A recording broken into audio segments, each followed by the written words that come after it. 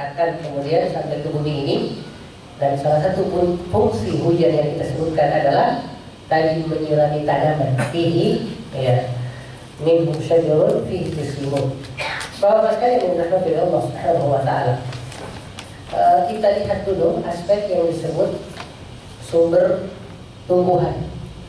Bahasa kita sering katakan bahwa itu adalah apa? Biji-bijian. Biji-bijian. Kalau di yang lain kita sebut sebagai telur, ya, telur. Tentang tumbuhan ini Allah sebutkan di surah Yasin dan ini sering kita dengarkan. Ya.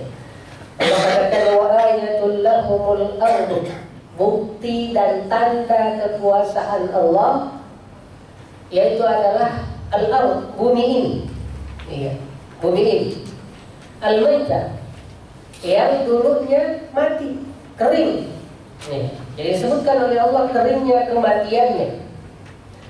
Ahyainaha, lalu Allah Subhanahu wa taala tumbuhkan, hidupkan.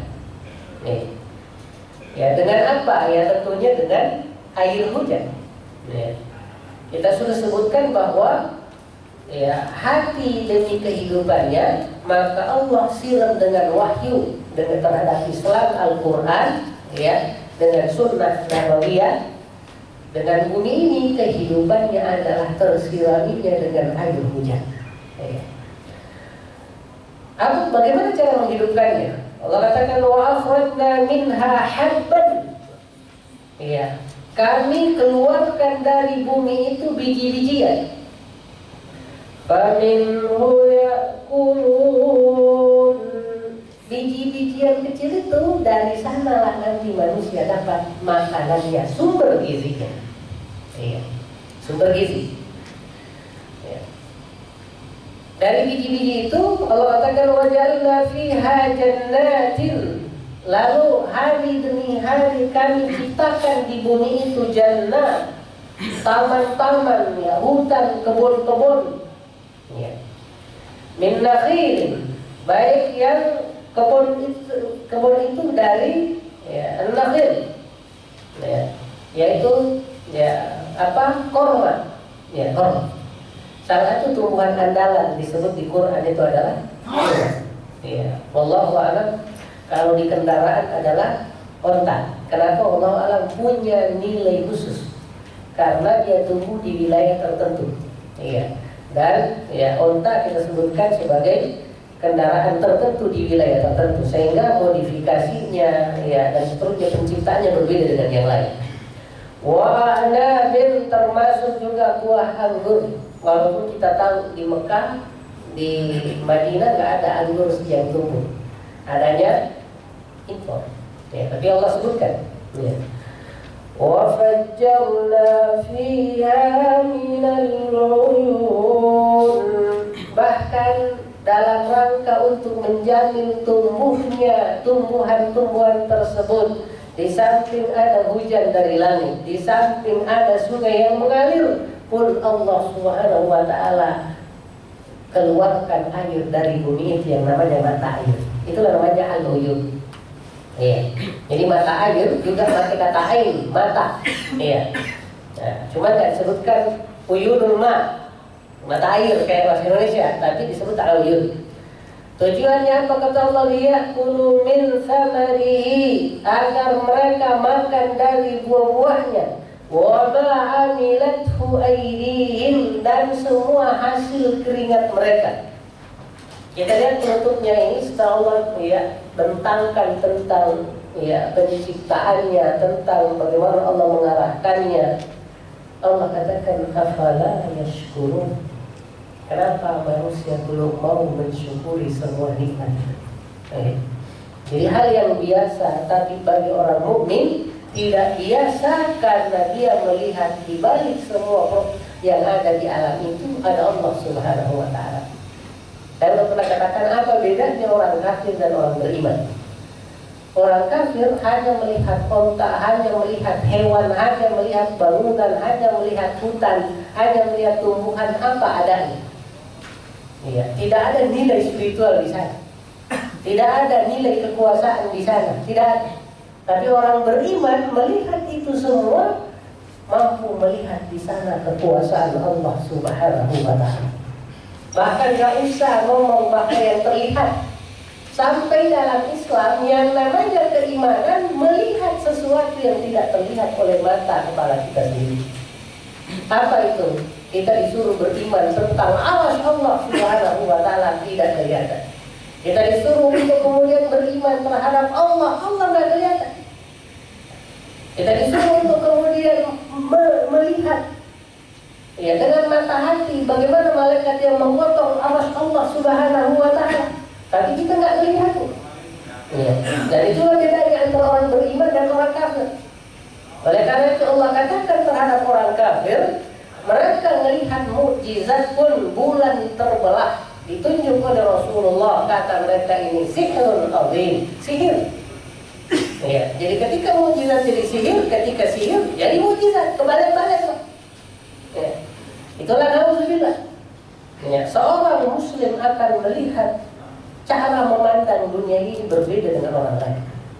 Berbeda dengan orang lain. Karena apa? Perbedaan yang kita sebut sebagai ideologi, ya, perbedaan yang disebut prinsip dan seterusnya. Ya, oleh karena itu bisa sama aktivitasnya tapi niatnya bisa berbeda. Ya. Kita bisa sama-sama di sini kerja, satu bekerja dan beribadah, satu bekerja murni bekerja. Itu hanya apa? Masalah niat. Masalah niat. Masalah pemahaman. Ya. Jangan berkata Allah Subhanahu wa Ta'ala. Jadi Allah sebutkan yang disebut habban, biji-bijian. Ya. Kita sebutkan bahwa Allah Subhanahu wa Ta'ala menciptakan makhluk di bumi ini apa? Dengan masing-masing Allah ciptakan yang kita sebut apa? Pasangannya masing-masing. Nah, ini yang akan kita bahas. Reproduksi tumbuhan dan tanaman. Reproduksi. Bagaimana munculnya yang namanya biji? Ya, mungkin kalau manusia bagaimana munculnya yang namanya anak? Ya kan? Yang sebelumnya hanya berbentuk apa? Yang kita sebut air mani dan bercampur dan jadi zikr hari. Ya. Allah Subhanahu wa Ta'ala jelaskan tentang bagaimana reproduksi tumbuhan dan tanaman yang juga berlaku di yang lain di seluruh makhluk. Allah katakan subhanalladzi khalaqal azwaja kullaha.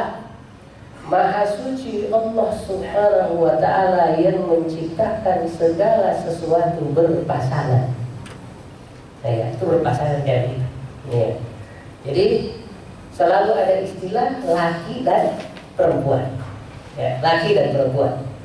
Kenapa? Karena dari sinilah Allah Subhanahu wa Ta'ala bikin sebuah proses yang nantinya namanya apa? Yang kita sebut reproduksi, kelahiran, pertumbuhan, munculnya makhluk baru. Mimma tumbitul ardh, salah satu diantaranya adalah dalam hal tumbuhnya tumbuh-tumbuhan yang ada di bumi ini. Wa min anfusihim, bahkan dari diri mereka sendiri yaitu manusia. Wa mimma la ya'lamun, bahkan ada proses reproduksi makhluk-makhluk Allah, manusia belum tahu dan belum lihat. Walaupun kita temukan yang namanya mikroskop apa itu dan seterusnya, masih banyak makhluk Allah belum terlihat. Nah, ya, nggak usah bikin mikroskop untuk melihat jin, nggak usah. Apalagi mau melihat malaikat, apalagi mau melihat Allah. Dan siapa? Fir'aun sudah melakukan ibnili sarhan, wahai sang panglimaku, bikinkan aku sarhan. Apa itu sarhan? Kayak bangunan tinggi sekarang. Ya. La'alli attali'u ila ilahi Musa. Saya kepengen naik ke apa itu? Ya. Menara itu, kepengen melihat Tuhannya Musa mana? Itu kelompok Fir'aun yang disebutkan di Quran. Ya, dia bilang Tuhan kamu yang di mana? Allah. Di mana ada? Di langit. Kata dia kalau gitu, wahai sang panglima, bikinkan saya menara tinggi, terus saya naik sono melihat mana meneropong Tuhannya Musa mana. Alhamdulillah. Iya. Wa mimma la ya'lamun. Ya. Artinya apa? Ya, sampai dalam dunia tumbuhan pun berlaku yang namanya reproduksi. Ya, laki dan perempuan. Inilah makna yang kita sebut kemarin. Ya, ada orang sering bercanda. Setiap masalah nggak jelas mana awalnya mana ujungnya, kata dia itu mah kayak telur sama ayam, nggak tahu yang mana duluan, ya kan? Telur ayamnya duluan atau telurnya? Kayak itu telurnya, kata dia ayamnya, telurnya ayamnya. Padahal dalam Islam nggak bertengkar seperti itu. Karena menjelaskan secara ringkas, kira-kira, ya siapa yang duluan kalau Adam alaihissalam dan Hawa? Apakah maninya zigotnya duluan, yang kita sebut telur kan? Telur, atau Adam dan Hawanya dulu? Kita akan jawab Adam dulu, ya kan? Adam dulu. Oke, gimana bisa ada kelainan kalau nggak ada istrinya? Nah, Hawa kan disebutkan di kita dari tulang rusuk. Ada yang menyatakan sebelah kiri yang bengkok kayak gitu kan? Ketika dia tertidur, oke dah, lahir dua laki dan perempuan. Nah, kira-kira kalau kita bilang kalau begitu Allah menciptakan ayam laki dan perempuan, nggak bakalan akan tumbuh yang namanya butiran. Tidak mungkin muncul yang namanya bayi baru kalau belum ada biangnya. Oleh karena itu, lingkaran setan yang kita sebut mana duluan, ya telurnya apa ayamnya, selesai dalam Islam. Pasti ayamnya duluan, telurnya mah kagak hadir kalau nggak ada laki perempuan. Telur jadi karena hasil reproduksi, perkawinan, hingga lahirlah yang disebut baru ya. Dan Allah Subhanahu wa Ta'ala selalu menegaskan. Oleh karena itu bahasa Arab tidak ada dalam bahasa Arab kata atau yang kita sebut kalimat, ya, atau yang kita sebut apa nama, isim, ya, kecuali pasti ada jenis kelaminnya. Bahasa Arab laki, perempuan, dua, tiga, ya, sekian kan ada. Selain kalau bahasa Indonesia beda, ya saudara, ya kan, ya mending lah ada saudari. Siswa, ya ada siswi. Putra ada putri, mending kayak begitu. Ya. Nah kalau kayak rumah, ya rumahnya nggak jelas laki perempuan kan, ya nggak ada rumi, nggak ada. Nah, bayi laki perempuan nggak ada bayi, atau bayi nggak ada. Nah, tapi dalam bahasa Arab semua kata dan itu selalu ada, ya laki perempuan. Ya. Karena apa itu penting? Nah itu penting. Tapi kita lihat Allah Subhanahu wa Ta'ala tidak disebut berjenis, tapi tetap dipakaikan kata laki. Malaikat pun bahkan disebutkan oleh orang kafir, ya orang musyrik sebagai anak perempuan Allah, malaikat itu. Lalu dijawab oleh Allah, malaikat tidak menggunakan istilah laki dan perempuan. Ya. Dari matahari, bulan dijelaskan oleh Allah Subhanahu wa Ta'ala bahwa wasyamsi wa duhaha, demi matahari dan apa? Cahayanya. Nah kata ha itu kembali ke matahari, berarti matahari perempuan, ya kan? Wal qamari idza talaha, dan demi bulan tala apabila ngikuti matahari. Nih kan? Tala itu menunjukkan qamar, bulan itu laki. Karena kalau perempuan tala, kayak gitu. Nih, ya jelas. Nih, makanya orang Arab susah selingkuhnya pakai HP, Pak. Ketahuan dari sono laki, ini perempuan, dua, tiga ketahuan dari ngomong. Nggak bisa berpura-pura. Nih, karena dari bahasanya akan terindikasi sono laki, dua jumlahnya, tiga atau empat, itu ketahuan dari ngomongnya. Dengar doang itu nggak ngeliat, sono udah ketahuan dari bahasa. Iya. Coba rahmatullahi Allah Subhanahu wa Ta'ala. Makanya sekarang kita lihat ya, proses pembenihan putih yang mengandung jantan dan betina menjadi buah lewat proses perkawinan. Lalu buah itu mengandung biji baru. Allah sebutkan yang ini. Innallaha faliqul habbi wan nawa, sungguh dialah Allah faliq yang, nah bapak-bapak nanti di situ ya di apa lembaran kita disebutin menumbuhkan. Itulah bahasa Indonesia paling bagus menerjemahkan itu. Al-habbi, biji-bijian dan apa? Butiran, buah-buahan.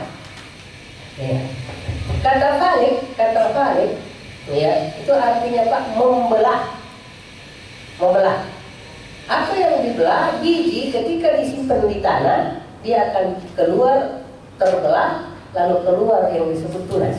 Itu pertama dari dirinya sendiri. Lalu setelah itu dia belah tanah untuk bisa keluar melihat matahari. Ya, kalau kita mau berpikir bisa nggak dia? Kalau bukan ada kekuatan maha dahsyat untuk mampu mengatur. Sama kayak kita ya, pas meninggal tuh, kok bisa naik lagi keluar dari kuburan? Ya karena yang keluar kita bukan kita. Ya, ada kekuatan yang mau kita keluar dari kuburan kita. Wallahu a'lam, makanya disebut hikmah di antara kenapa dilarang bikin kuburan batu-batu atau semen dicor. Gimana tuh mau keluar coba? Jadi mati-matian mau keluar dari tempat atasnya kayak begitu. Ya, belum lagi itu tidak sesuai dengan fitrah Islam yang penuh kesederhanaan. Ya, kuburan itu bukan memindahkan memindahkan kemewahan dunia di sesuatu, enggak. Tapi hanya memperlihatkan bahwa inilah hasil dari semua yang namanya hidup akan ada di dunia kematian. Yang disebut farid al-habbi wal nawa, jadi biji-bijian, ya, tumbuhan. Nah, yukhrijul hayya minal mayyit, dialah Allah yang mengeluarkan al-hayy, yang hidup dari yang mati. Nah, yang dimaksud apa? Biji-bijian tadi itu dia adalah kan mati, ya. Lalu ketika ditanam keluar hadir kehidupan dari kematian. Lalu hidup lagi terus sampai berbuah lagi. Di dalam buah itu ada lagi kematian di sana yang disebut biji. Itu mati lagi. Lalu ditanam lagi, hidup lagi. Wa mukhrijul mayyiti minal hayy. Seolah Allah menyatakan, coba kalian lihat, kalian mampu gak bikin kehidupan dari kematian? Ya, makanya ntar di surah yang kita sebut sebagai surah Qaf, surah Nun, ya, Allah sampai berbicara kepada orang-orang yang gak beriman, ya, bahwa ketika keluarga engkau sakit, wa antum wa nahnu aqrabu ilaih minkum, dan kami sesungguhnya jauh lebih dekat ke mayat itu dibanding kalian. Ya, tarji'unaha, coba kalian kalau punya kekuasaan balikin napasnya ke tubuhnya orang yang meninggal. Ya, bahkan kalian menyatakan man siapa yang mengobatinya, siapa yang meruqyahnya. Ya, yang meruqyahnya karena apa? Masalah kematian dan kehidupan sesungguhnya itu adalah bukti utama bahwa Allah adalah segala-galanya, dan karenanya dia harus disembah dan seterusnya. Baik. Nah, makanya setelah itu kata Allah, dzalikumullah, itulah Allah. Ya. Oleh karena itu hidupnya sesuatu dari kematiannya, bahkan matinya sesuatu dari kehidupannya, itu adalah bukti yang nyata dari Allah yang harus disembah dan disyukuri. Itulah makanya disebut ulama kita bahwa nikmat kehidupan itu adalah nikmat yang luar biasa. Nikmat yang luar biasa. Walaupun yang kita ukur apa? Nikmat sehatnya, Pak. Kalau hidup kagak sehat bukan nikmat bahasa kita ya. Ya, bukan nikmat ini. Nah, Zalikumullah, makanya Allah katakan fa'anna tu'fakun, lalu kalian, kenapa kalian tu'fakun, beralih nyari Tuhan selain Allah. Kalian tunduk padanya, kalian mencintainya, kalian memberikannya sesajen, kalian habis-habisan untuk memberikannya pengabdian. Bahwa yang namanya tunduk, patuh, mengikuti aturan itu sesuai dengan ideologi. Kalau engkau percaya aku, maka engkau bertindak, berpikir, bergerak berdasarkan dengan apa yang aku suka. Ingat, ketika engkau keluar dari itu dan bergerak selain untuk diriku, pasti engkau mohon maaf menyembah sesuatu selain aku. Itulah namanya syirik. Bisa jadi hawa nafsumu, bisa jadi duniamu, bisa jadi adalah sesuatu Tuhan lain yang engkau bikin pengganti Allah Subhanahu wa Ta'ala. Ya, naudzubillah. Allah lanjutkan argumennya, Falikul isbah, dialah Allah Subhanahu wa Ta'ala yang membelah. Al-isbah, ya, membelah apa? Terang ini menjadi gelap. Ya, ini kan digunakan kata falak, Pak ya. Bapak kira-kira dapat kata falak itu di mana? Yang sering kita dengar, qul a'udzu birabbil falaq. Ada nggak keinget apa arti al-falaq itu? Rabbul falaq. Tuhannya subuh. Oke. Tuhannya subuh. Namun kalau kita lihat makna bahasanya, ya itu luar biasa. Kata al-falaq itu adalah kita kata-kata ini terbelah, ya kan? Nah sekarang al-falaq yaitu kenapa Rabbul falaq, Tuhannya subuh. Maknanya di situ adalah bahwa Allah menyimbang gelapnya malam dengan terangnya cahaya siang. Gitu kan? Nah, siapa yang mampu merubah ini malam, ini siang? Itu belum lagi terkait dengan pergerakan bulan dan bintang atau matahari dan itu ya kan? Ya itu luar biasa ya gitu. Nah, makanya ketika kemudian ada yang mencoba mengaku Tuhan, ya ngaku Tuhan, nih ya, terutama yang dihadapi oleh ya Raja Namrud itu yang dihadapi Nabi Ibrahim. Ketika dia mengatakan, ya Tuhan kamu yang di mana? Kata dia, yuhyi wa yumiit. Tuhan saya, kata Nabi Ibrahim, menghidupkan dan mematikan. Ya kan, itu argumen pertama. Iya. Kata dia, ana uhyi wa umiit. Kata Namrud, saya pun bisa menghidupkan dan bisa mematikan. Masukin satu al-wajud, panggil tuh yang tahanan. Langsung ditebas satu, pok, lompat palanya. Satu dibiarin, kata dia, kan saya bisa menghidupkan, bisa mematikan. Iya kan? Kata Nabi Ibrahim, belum selesai, Tuhan saya belum hanya sekedar itu. Katanya, gimana Tuhan kamu itu? Kata dia, ya'ti bisyamsi minal masyriq. Tuhanku bisa mendatangkan matahari dari timur. Ente coba balikin dari barat ente. Gak bisa, kamu gak apa-apa. Fabuhital ladzi kafar, kata Allah, orang kafir tidak bisa berkutik sama sekali. Jadi Bapak sekalian, hal-hal seperti itu. Makanya kata Falik, menyimpang apa malam gelap lalu diganti dengan apa terangnya siang. Nah, kenapa kita berlindung dengan Tuhannya subuh? Mohon maaf, seringkali kejadian itu banyak terjadi di malam hari. Ya, di malam hari. Penyihir, ya, tukang tiup-tiup gitu, ya, yang kita sebut ya datang tak diundang, pergi tak diantar. Itu kerjanya di malam, jam-jam 2-an, Pak. Ketika lagi gelap-gelap itu sampai sebelum subuh. Jadi disitulah terjadi yang kita sebut ya online mereka. Nih ya, wifi-nya wifi sesajen, makin tinggi wifi-nya, sesajennya makin tinggi sinyal. Ya. Nah mereka dipastikan berhenti kalau sudah subuh. Itu kenapa? Udah terang Pak. Kayak kita sebutkan di Rabbil falaq, min syarri ma khalaq, dari bahaya seluruh makhluk, termasuk dari makhluk di antaranya adalah min syarri nafasat, bahaya yang niup-niup. Yang suka niup buru-buru tengah malam. Tak matiin lo, hidung lo tak ada gitu. Ya, dia yang suci. Ya, makanya aktivitas jahat ya yang terjadi sebelum subuh ya ketika orang terlelap dalam tidur disebut apa? Sihir. Ya. Tapi kalau kita makan di situ Pak mau puasa besok apa namanya? Sahur. Nah, sama-sama tempatnya. Jadi satu sahur makanannya sihir, satu orang yang nyihir. Saya ngatakan perbuatan buruk. Ya. Jadi ya, kalau makan sahurnya pagi bukan sahur namanya, ya sarapan Pak, karena nggak sesuai waktu. Sama kata yang kita sebut mabit. Kata mabit itu bermalam Pak, tidur malam. Ya. Kalau ada yang tidur siang di masjid, kenapa dia lagi mabit? Ya salah. Namanya mabit itu kalau malam. Ya, makanya disebut mabit di Muzdalifah. Oh iya, malam berarti. Kalau tinggal di Muzdalifah siang nggak bisa mabit Pak. Mabok yang itu. Jadi itu beda-beda ya itu bahasa. Makanya disebut rumah itu apa? Bait, tempat bermalam berarti. Ya, bait. Ya, tempat bermalam.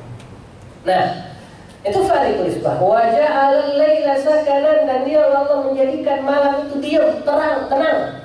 Ya, jadi Allah katakan kayak gitu. Ya. Allah seringkali mengumpamakan, mohon maaf, ya, malam layaknya pakaian yang menutupi. Ya, makanya Allah katakan apa? وَجَعَلْنَا اللَّيْلَ لِبَاسًا. Allah jadikan malam kayak pakaian yang menyelimuti bumi. Akhirnya apa? Keenakan Pak. enak banget. Untuk tidur istirahat. Nah, Wanauma subatan, Allah juga katakan tidur sebagai tempat istirahat. Dijadikan waktu itu apa? Kesesuaian semua suasana malam dengan waktu istirahat yang Allah jadikan, itu adalah sebut rububiyah Allah Subhanahu wa ta'ala. Coba aja kalau siang Pak, kita tidur 2-3 jam aja itu udah nggak nyaman lebih dari itu. Tapi malam nggak dibangunin aja Pak sampai jam 7, Allahu Akbar, udah tinggi mataharinya. Karena enaknya itu. Dan disitulah ujiannya. Itu ujiannya, bangun sholat subuh di kala ngorok, dan kemudian bangun, apa? Ingat Allah Subhanahu wa ta'ala di kala orang agak berat untuk itu, untuk mencari sang kekasih Allah Subhanahu wa ta'ala. Allah Subhanahu wa ta'ala. Nah, setelah Allah katakan wasyamsa wal qamar, dan matahari dan bulan husbanan sebagai standar perhitungan. Kenapa hidup ini harus ada standarnya Pak? Standar siang dan malam, hari pertama, hari kedua, hari ketiga harus ada Pak. Itu yang disebut kalender. Kalau nggak ada begitu susah ketemunya Pak. Kalau hari Rabu saja belum ada Rabu pekan keberapa ribet. Nah, bahkan ada pernah bilang dalam masalah penggunaan gini aja kita mohon maaf, kita bermasalah beberapa hal. Hari Sabtu Ahad apa istilah kita Pak? Weekend, weekend. Padahal mohon maaf, hari Ahad itu apa arti Ahad? Satu, hari pertama dalam Islam. Isnin, hari kedua Tani, Nah kalau begitu bukan ini sebetulnya perspektif Islam. Malah itu adalah apa? Hari awal pekan, bukan akhirnya. Tapi kenapa kita bilang itu weekend? Bahkan jadi perasaan kita weekend itu libur, Itu karena perspektif barat. Dan satu lagi kita kalah di situ. Kalah dari. Istilah lain. Oke, kita katakan sekarang Timur Tengah. Timur Tengah itu apa? Mekah. Sekarang kalau saya ngomong di sini Timur Tengah, yang Timur Sore siapa? Jepang, tempat matahari terbit. Nggak tepat. Yang ngomong Timur Tengah itu adalah orang Barat. Karena jadi Barat, jadi panjang bilang Timur, apa? Nah, Mekah itu di timurnya. Kita kalau ngomong Timur Tengah, ada timurnya, ada tengahnya. Karena timurnya adalah Jepang. Itu kenapa kita ngomong begitu? Mengistilahkan diri kita adalah Barat Tengah kalau ngomong Timur Mekah itu di sini. Karena kita kecolak menghadap ke Barat. Karena kiblatnya Mekah ada di Barat sana. Kenapa kita pakai istilah itu? Itulah karena Barat yang menguasai istilah. Mohon maaf itu kenapa? Karena kita lemah. Kita lemah. Sampai kita ngomong ngaco, tidak sesuai dengan perspektif kita yang Islam, ngikut-ngikut nggak paham. Dan itu dibenci oleh Allah Subhanahu wa ta'ala. Nah, jemaah yang dirahmati Allah Subhanahu wa ta'ala. Jadi hal-hal begitu itu diminta. Berpikir itu adalah bukti kecerdasan dan bukti keimanan. Makanya orang yang nggak belajar Islam dianggap bodoh oleh Allah Subhanahu wa ta'ala. Sekalipun kaya yang luar biasa, usaha yang luar biasa. Jemaah yang dirahmati Allah Subhanahu wa ta'ala. Dzalika taqdirul azizil alim. Itulah ketetapan Allah Subhanahu wa ta'ala. Itu luar biasa Pak.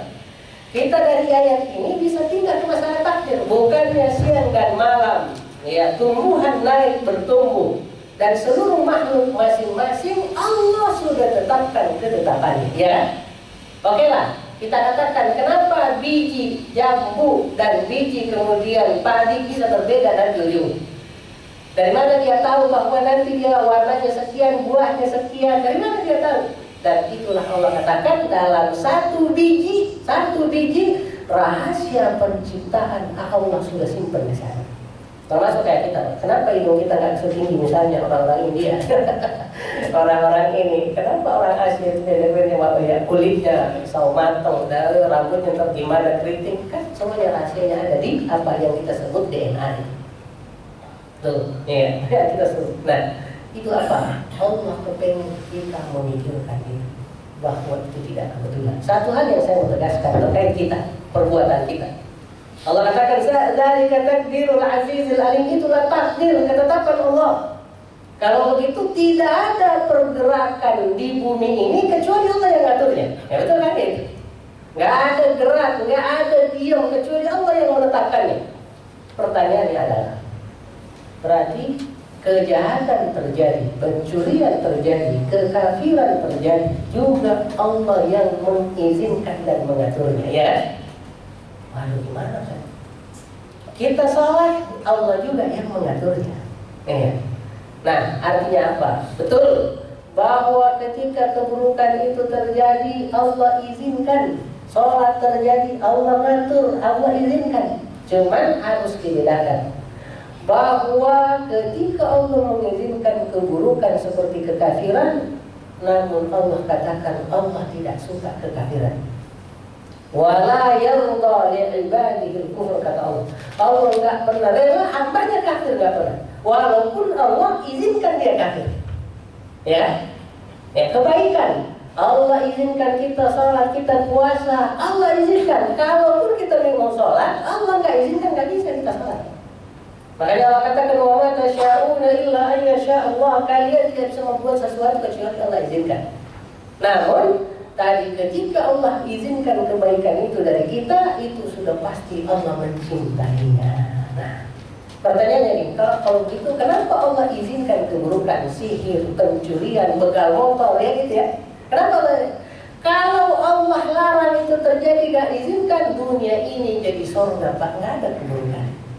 Ya, adanya keburukan, potensi berbuat buruk, itulah ujiannya. Ya. Kalau kita nggak ada yang bisa berbuat baik, nggak ada peluang apa buruk, apa gunanya dunia ini disebut tempat ujian? Tempat memilih ketakwaan dengan adanya kekafiran, tempat memilih kemudian sholat saat kita bisa menyatakan nggak bisa sholat, ya. Nah, inilah wallahu a'lam.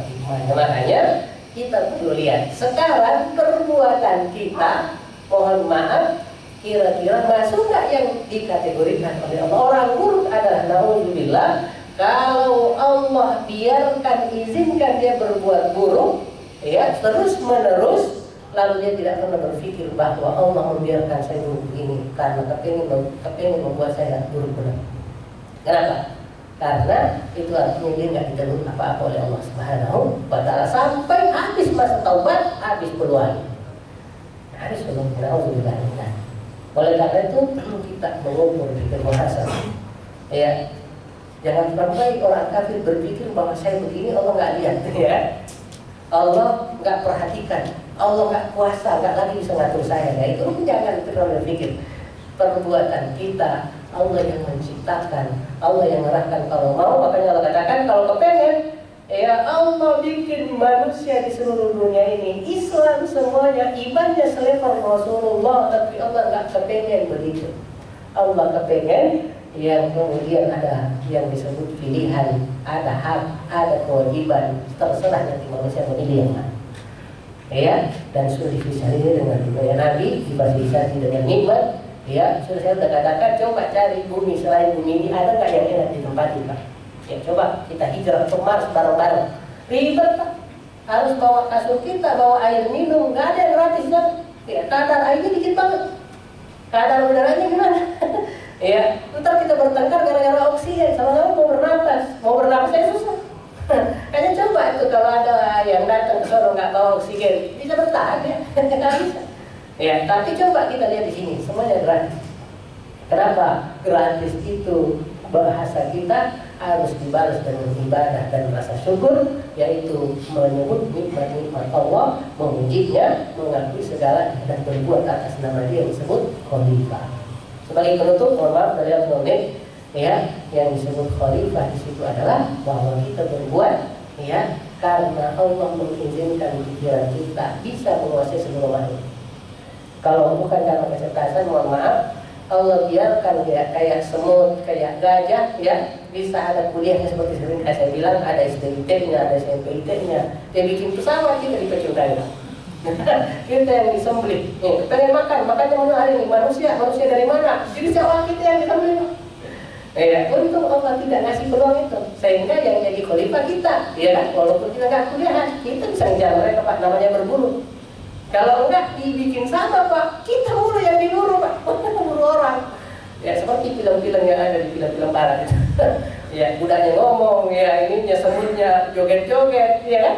Tapi alhamdulillah dengan hikmah dari Allah kita jadi khalifah, ya, tentunya dengan kecerdasan. karena kecerdasan itu diminta untuk mengenal Allah Subhanahu wa Ta'ala sebagai cara untuk bertanggung jawab. Tuh sampai di sini, mohon maaf dulu. Ada Allah wa iyyakum ajmain. Assalamualaikum warahmatullahi wabarakatuh. Waalaikumsalam.